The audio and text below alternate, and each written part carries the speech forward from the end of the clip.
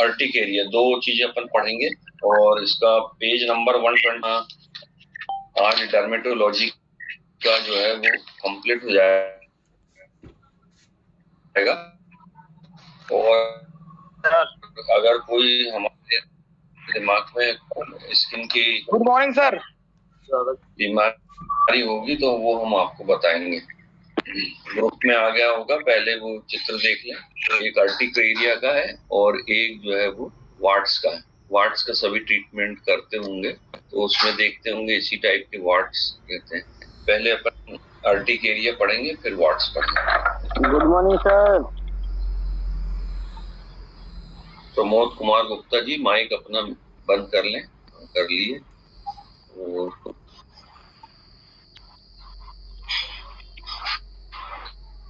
Gupta ji good morning. विशिष्ट गुप्ता जी डाल दिए आपने ग्रुप में? यस सर, कर दिया ग्रुप में।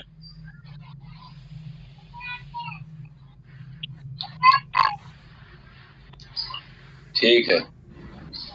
गोपाल जी मिल गया ग्रुप में ना डायग्राम है? हाँ जी, ग्रुप में मिल गया ना फोटो? हाँ हाँ आ गया बराबर। कोई भी डायग्राम हमारे मैसेज पे उसमें नहीं आता है। सर जी पेज नंबर क्या बताया आपने? ठीक है। इसमें जो 4 डायग्राम वाला अर्टिकेरिया है 127 page number. Good morning sir. 127।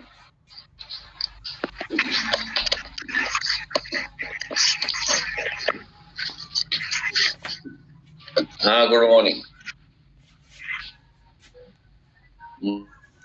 Munni Chauhan good morning.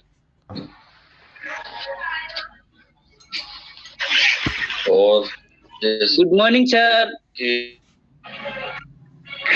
Good morning sir ji. समय भी हो गया है तो % से ज्यादा लोग हो जाते हैं तो हम शुरुआत कर देते हैं। जैसे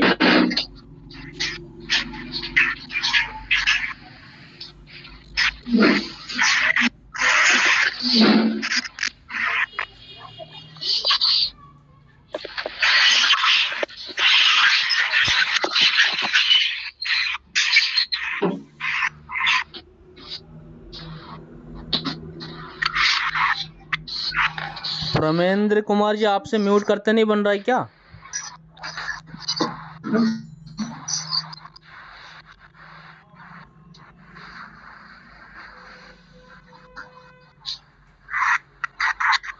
हम कर देते हैं।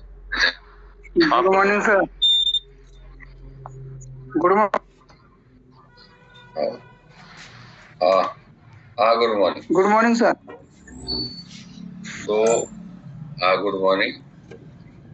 अर्टिकेरिया निकाल लीजिए। इसी को अपन शीत या पित्ती उछलना कहते हैं और इसको अलग अलग नाम से जो है वो जानते हैं लोग। और कोई भड़काऊ बीमारी भी इसको भी कहते हैं अर्टिकेरिया। हिंदी में इसको पित्ती उछलना, शीत की बीमारी, पित्त की बीमारी ऐसा कहते हैं। परंतु इसका गॉल ब्लैडर जो बाइल है उससे थोड़ा बहुत ताल्लुकात रहता है। बाकी ये अलग एक एलर्जिक डिसीज के नाम से जानी जाती है। और जैसा कि डायग्राम में दिया है और जो डायग्राम भेजे हैं अपन ने उसमें देखे होंगे अर्टिकेरिया में ब्राइट रेड कलर के उभरे हुए दानों के साथ चकते हो जाते हैं। चकते बिल्कुल ऐसे चपटे चपटे रहते हैं जिसमें लगातार ईचिंग होती रहती है और ये एलर्जिक कंडीशन में होता है। इसके साथ एक डीडी जुड़ी हुई है। डीडी यानी डिफरेंशियल डायग्नोसिस कि इसको अपन जो है वो और किसी बीमारी के साथ कैसे जोड़ सकते हैं। पहली बात तो जो कॉमन अर्टिकेरिया है उसमें ये होता है कि किसी पेशेंट को किसी चीज से एलर्जी होती है। अब ये एलर्जी जो है वो अपन जानते हैं कि एलर्जी मतलब होता है किसी चीज के प्रति अपनी बॉडी जो है वो निगेटिव रोल दे रही है या उसको सहन नहीं कर रही है, उसको अपनी बॉडी में एक्सेप्ट नहीं कर रही, वो कहलाता है एलर्जी। अब ये एलर्जी के जो टाइप है उसमें अपन देखते हैं कि किसी किसी व्यक्ति को किस किस चीज से एलर्जी होती है, और उसमें ये भी देखेंगे कि भाई कुछ टिपिकल एलर्जी रहती है जो अपन समझ नहीं पाते, और पेशेंट को ये पूछना पड़ता है कि ये इस टाइप से आप करते हैं तभी होती है एलर्जी। उसके श्रेणी में सबसे पहले आता है डस्ट। धूल जो है वो धूल में अपन जानते हैं कि कई प्रकार के कीटाणु रहते हैं, और वो डस्ट से जो है वो एलर्जी हो जाती है, जिसमें पेशेंट इनको आंखों से पानी आता है, लगातार आती है, और वो डस्ट बिल्कुल सहन नहीं कर पाता। यही कंडीशन, इसी टाइप की कंडीशन जो है वो फ्यूम से होती है। फ्यूम यानी धुआं रहता है, और धुएं में पेशेंट को जाने से लाल आंखें हो जाती है, और पेशेंट जो है वो सफोकेशन से पीड़ित हो जाता है, बहुत ज्यादा उसको सांस लेने में परेशानी हो जाती है। और ये ज्यादातर अपन हवन में या ये यज्ञ कहीं होता है, हवन होता है कि चले जाते हैं, क्योंकि उनको बर्दाश्त नहीं होता। तो ये फ्यूम एलर्जी के अंतर्गत आता है। डस्ट एलर्जी हो गया, फिर फ्यूम एलर्जी। तीसरे टाइप की एलर्जी रहती है जो कबूतर के पंख या छोटे पंख, अभी जो हरछठ करके फेस्टिवल गया जो मध्य प्रदेश और यूपी में मनाया जाता है, उसमें छोटे छोटे व्हाइट कलर के जो निकलते हैं स्पोर्स, वो स्पोर्स से किसी को एलर्जी रहती है, और वो कभी शरीर में लग जाए। जिनके यहाँ डोमेस्टिक एनिमल हैं, पालने वाले जानवर हैं, कुत्ते के बाल हैं, डॉग हैं, या खरगोश के बाल हैं, बकरी के बाल हैं, उससे जो है वो एलर्जी हो जाती है। तो वो एलर्जी के कारण पेशेंट छींकता है और उसको कहीं मन नहीं लगता। और ये एलर्जी जितनी भी हो रही, इसमें भी इसी टाइप से अगर वहाँ पर ये एलर्जी बढ़ जाए तो ये अर्टिकेरियसिस के चांसेस रहते हैं। तीसरा हो गया। चौथा देखते हैं अपन अंडे से एलर्जी। किसी किसी को अंडे से एलर्जी रहती है। जो हाईली एलर्जन पार्ट है वो इसमें अपन वही शामिल कर रहे हैं। छोटी मोटी चीज से किसी किसी को एलर्जी होती है वो भी हम बता देंगे। अंडे से एलर्जी, तो कुछ लोग जो है वो नॉनवेज खा लेंगे और अंडा नहीं खाते क्योंकि उससे एलर्जी होती है, और उसका अलग अलग उनकी बॉडी के डिफेंस मैकेनिज्म के ऊपर रहता है कि उनकी बॉडी किसी पर्टिकुलर वस्तु के लिए ही जो है वो एक्सेप्ट नहीं कर पा रही, बाकी जो है वो एक्सेप्ट कर रही है, वो एक्सेप्ट नहीं कर पा रही। इसमें जो मित्र हमारे शराब पीते हैं उनके लिए हम बता दें कि सभी नहीं पीते, ये तो पक्का मालूम आपको, और कुछ लोगों ने पी के छोड़ दिए क्योंकि उससे उनको एलर्जी हो गई। तो ये शराब से भी कुछ लोगों को एलर्जी रहती है, और जब भी वो शराब पीते हैं तो फिर 2-4 दिन के लिए बिस्तर पकड़ लेते हैं, तबीयत खराब हो जाती है। ये वाइन एलर्जी के अंतर्गत आता है, और ये ऐसा नहीं है कि कम लोगों में होता है, बहुत सारे लोग। यदि आप ये माने कि 100 लोग आपको शराब की दुकान में दिखेंगे तो 1000 लोग नहीं भी दिखेंगे। मतलब ऐसा नहीं है कि हर व्यक्ति पीता है।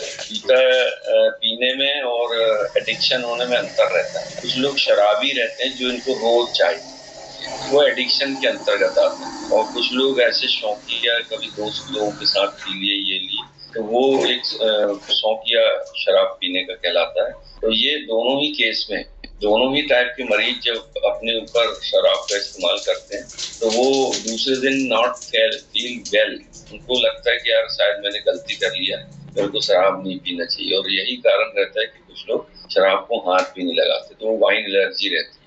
इसके बाद आता है नॉनवेज एलर्जी, जो मटन या मुर्गा रहता है। तो जैसे अपन जानते हैं कि ये पैक एनर्जी के रूप में गिना जाता है, रेडीमेड एनर्जी भी कहते हैं इसको अपन, कि किसी को यदि शरीर बनाना है तो वो नॉनवेज, मिल्क, अंडे भी नहीं है। लोगों के भी शरीर होते हैं जो शाकाहारी रहते हैं। ऐसा तो नहीं है कि शाकाहारी लोग सब टीवी के पेशेंट हैं। शाकाहारी रहने वाले भी शरीर बनाते हैं और नॉनवेज खाने से ज्यादा अच्छा बना लेते हैं। तो ये सिर्फ एक साइकोलॉजी रहती है। तो नॉनवेज से कुछ लोगों को एलर्जी रहती है। हमारी मामा जी की लड़की है, उसको मुर्गा खाती है वो, मगर मटन से उसको एलर्जी, यानी बकरा वगैरह जो है वो नहीं खा पाता। तो ठीक है, गोपाल सिंह जी जो है उनको हंसी आ रही है। अगर कोई छोटी मोटी बात पे हंसी आ जाए तो ऐसे सिंबल जो है वो आप पटक सकते हैं। तो उनको थोड़ा सा अच्छा लगा बात को सुन के, और ये सही भी बात है। तो उसको क्या होता है कि जब भी कभी घर पे मटन वगैरह बनता है तो वो चुपचाप एविल की टैबलेट और डेक्सामेथासोन की टैबलेट मंगवा लेती है। पहले वो गोली खाती है, उसके बाद मटन खाती है। और हम कहते हैं कि आप मटन खाना छोड़ दो, क्योंकि आपकी बॉडी जो है उसको एक्सेप्ट नहीं कर रही है। और वो शौकीन आदमी जो है वो इस तरह के धतकर्म करके भी जो है वो खाना पीना चाहता है। तो ये उसके ऊपर डिपेंड करता है। अब जो छोटी चीजें और हैं जिसमें बेसन से एलर्जी, ऑयल वाली चीजों से एलर्जी, तेल तली हुई चीजों से एलर्जी। पेशेंट रोटी खाता मगर पूरी से उसको एलर्जी हो जाती है। हाँ, और रामू पुष्पा पूछ रहे हैं कि सर आप नॉनवेज खाते हैं कि नहीं खाते? तो हम लोग कायस्थ हैं भी, ये अपन ने डिसाइड कर लिए हैं कि सिर्फ महीने में एक ही बार खाएंगे, वो भी संडे के दिन। और ये जो 4 सीजन आते हैं इनमें कभी नहीं खाते। कब से? जन्माष्टमी से शुरू होता है अपना। तो अभी ये जो सीजन चल रहा है जन्माष्टमी, फिर श्राद्ध, गणेश जी, नवदुर्गा और दीपावली तक ये अंडे भी नहीं खाते, क्योंकि ये धार्मिक सीजन रहता है। तो इसमें अपन को बहुत उपवास से रहना पड़ता है, बल्कि फास्टिंग करते हैं। और सिर्फ महीने में एक बार, वो भी बालक के लिए कभी कभार खा लेते हैं। ऐसा नहीं है कि अपन को उससे परहेज है, मगर खा लेते हैं, पर उसका क्वांटिटी सीमित रखते हैं और कोई एलर्जी नहीं है उससे। तीसरे बेसन बताया आपने, फिर इसके बाद ऑयली चीजें। कुछ लोग ऑयली चीजें खाते हैं तो उनको इतनी एलर्जी हो जाती है, आंखें लाल हो जाती हैं, अर्टिकेरिया हो जाता है, और उसके बाद जो है वो नोशिया, वोमिटिंग तक हो जाती है। कुछ लोगों को हमने देखे कि पूरी ऐसा खाएंगे तो 2-3 दिन तक वो उनको तेल का स्वाद ही नहीं जाता। तो ये एलर्जी रहती है, और ये एलर्जी ही ऐसी चीज रहती है जो पर्सनल रहती है। ये व्यक्ति खुद बताता है कि मैं वो फलानी चीज नहीं करूंगा क्योंकि मुझे एलर्जी है। 4 लोग समोसे खा रहे हैं, 5वां व्यक्ति एलर्जी से पीड़ित है। तो वो एलर्जी पर्सनल रहती है, खुद की रहती है। तो ये ऐसे बहुत सारे अपन गिनवा नहीं सकते, मगर कुछ रेयर हमने जो देखे हैं उसमें एक एलर्जी रहती है सौंफ खाने से। सौंफ जो रहती है अपन खाते हैं तो सुपारी के साथ जो आती है, और होटलों में खाना खाने बाद कॉम्प्लीमेंट्री मिलती है, तो वो सौंफ जो है वो खाने से कुछ लोगों को एलर्जी हो जाती है। ये छोटी मोटी चीजों से एलर्जी। एक एलर्जी जो सबसे अलग है, वो एलर्जी तो कभी आप महसूस करेंगे, वो कहलाती है व्यक्तिगत एलर्जी। व्यक्तिगत एलर्जी से मतलब होता है कि किसी पर्टिकुलर कोई व्यक्ति से या किसी पर्सन से उसको एलर्जी रहती है। और ये आप तब देख सकते हैं जब कभी ग्रुप में, जैसे ऑफिस में काम करने वाले 25 लोग हैं, तो एक लोग दो लोग आपस में बात नहीं करते, उनको लगता है कि यार इससे बात करना बेकार, या एलर्जी। हॉस्पिटलों में डॉक्टर्स हैं, नर्सें हैं और दूसरे स्टाफ रहते हैं, तो कुछ एक पर्सन ऐसे रहते हैं कि उनको सामने वाले, ऐसे हम कॉलेज में पढ़ाते हैं, कॉलेज 100 बच्चे रहते हैं, हाँ, जिनको समझ में आते जा रहा है अच्छी चीजें हैं कि जी सर बोल दिए उन्होंने, यहाँ एलर्जी रहती है। तो कॉलेज में जैसे 100 बच्चे रहते हैं, तो उसमें 1 या 2 बच्चे आपस में बात नहीं करते और साथ में बैठ भी नहीं पाते, और आए दिन सुनने में आता है कि उनके बीच में झगड़ा हुआ, जबकि कोई ऐसी खास बात नहीं रहती, पर वो व्यक्तिगत एलर्जी रहती है। तो कोई सामने वाला आ रहा है, गांव मोहल्ले में भी आ रहा है। कभी कभी डॉक्टर्स भी जो है वो किसी पेशेंट से पीड़ित रहते हैं, यार ये पेशेंट आ गया साला, अभी ये ना दिमाग खाएगा, ये करेगा, तो वो उस पर्टिकुलर पेशेंट से एलर्जी के विषय से होता है। और ये वाली एलर्जी माइंड से कंट्रोल हाँ, नेट चला, थोड़ा सा नेटवर्क डिस्टर्ब हुआ है। हाँ ठीक है, कोई वीडियो चालू करके रखा है शायद प्रमेंद्र कुमार ने, उसके कारण जो है वो नेटवर्क डिस्टर्ब होता है। अभी चालू हो जाएगा मोर, ठीक।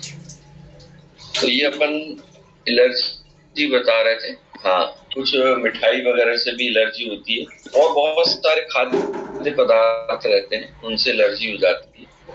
अब एलर्जी में जो अपन एक डीडी बता रहे थे कि डिफरेंशियल डायग्नोसिस, वो बहुत कम लोग महसूस कर पाते हैं, और अब आप भी करेंगे जो मेडिकल प्रोफेशन से रहते हैं तो उनको बात क्लियर हो जाएगी।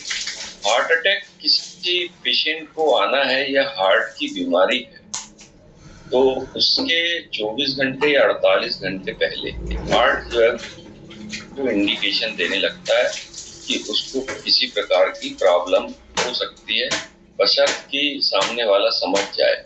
और उसमें ये होता है कि हार्ट को ले जाने वाली जो आर्टरी है उनका नाम है कोरोनरी आर्टरी, राइट कोरोनरी और लेफ्ट कोरोनरी आर्टरी। जब कभी उनमें ऑब्स्ट्रक्शन की स्थिति आने लगती है तो 50-60% ऑब्स्ट्रक्शन तो 50-60 साल की उम्र में लगभग प्रत्येक व्यक्ति में ये ऑब्स्ट्रक्शन होता है। वो लोगों में जो ऑयली ज्यादा खाते हैं, नॉनवेज ज्यादा खाते हैं, शराब का इस्तेमाल करते हैं, उनमें भी हो जाता है। परंतु अगर उससे ज्यादा परसेंटेज बढ़ रहा है तो अटैक आने के कम से कम 48 घंटे पहले पेशेंट की स्किन में एक ऐसी ईचिंग टाइप की होती है, खुजली टाइप की होती है जो वो महसूस करता है अगर, और अर्टिक एरिया जो लाल लाल दाने अपन ने चित्र भेजे हैं वो उसके हाथों में, पीठ पे और छाती में आ सकते हैं। आएंगे पक्का नहीं है, आ सकते हैं।